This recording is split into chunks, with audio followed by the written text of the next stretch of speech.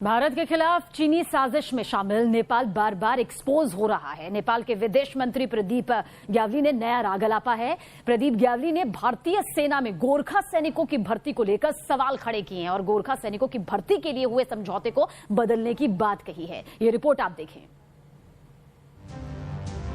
चीन की हाँ में हाँ मिला रहा नेपाल नए नए शिगुफे छोड़ रहा है।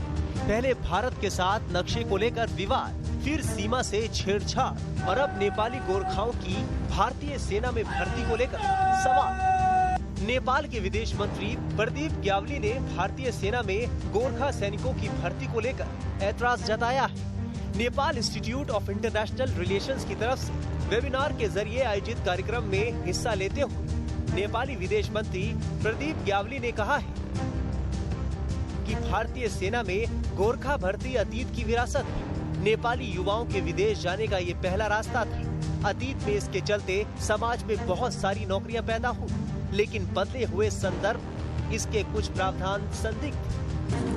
भारतीय सेना में गोरखाओं की शानदार विरासत रही है। गोरखा सैनिक बेहद बहादुर माने जाते हैं और भारतीय सेना में गोरखा सैनिकों की बहादुरी और आक्रामकता की मिसाल दी जाती है। उन्हें बहादुरी के लिए न जाने कितने मेडल और सम्मान मिल चुके हैं।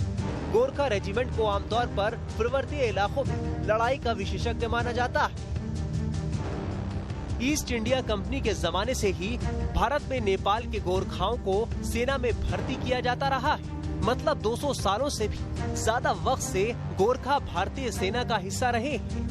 1816 में अंग्रेजों और नेपाल राजशाही के बीच सोनोली संधिक में ईस्ट इंडिया कंपनी में गोरखा रेजिमेंट बनाने का समझौता हुआ था।